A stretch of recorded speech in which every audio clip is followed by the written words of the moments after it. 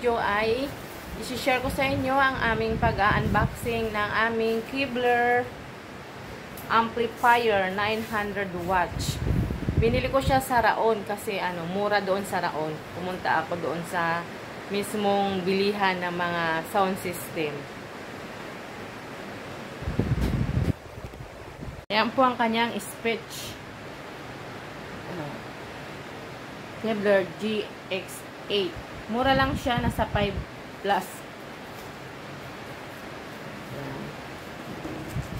Yung isang amplifier namin kasi ay 500 watts lang. Gagawin namin, ibubukod namin yung mid-range pa.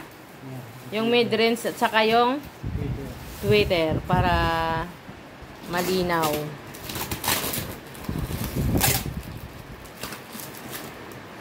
Hindi sana ako bibili nito kaso nung tinanong ko yung price, medyo mababa. Kaya napabili ako. Dapat lang ang bibilhin ko doon.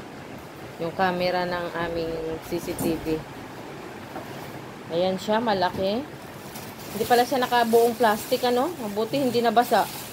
Kasi naabutan kami ng malakas na ulan. Unboxing na aking asawa. Mahilig siya sa sound system. Ayan siya.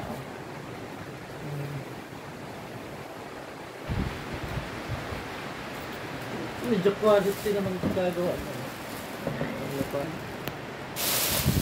Ano nakatago? Bigat. Parang maliit ang niya pa, exhaust fan. Isa lang exhaust fan. Ayun. Ito ang exhaust fan niya. Hindi kasi match yung namin, yung amplifier namin na 500 watts. Dahil yung speaker namin ay 700 watts yan. Kapag itinudo namin, yung isang amplifier namin, either isa sa kanila ang masusunog, yung amplifier or di kaya yung speaker namin. Kaya bumili ako ng panibagong ampli. Ayan. Try natin. Kasi tinesting yan doon sa binilihan ko dito sa bahay. Doon subukan namin. Tignan natin kung maganda ba.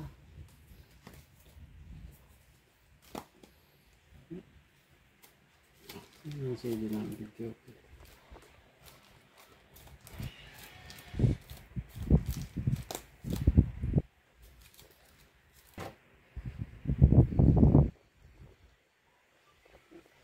Nasaan yung ito na talaga yung TV.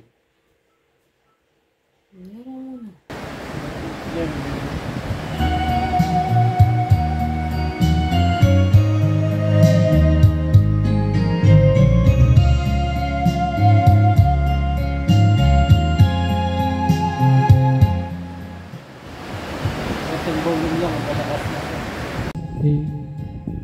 Hello, sound mic check it out.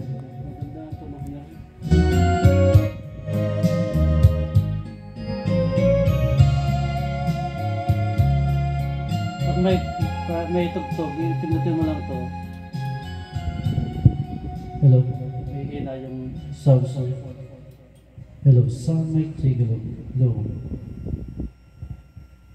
Motherfucking design all right now.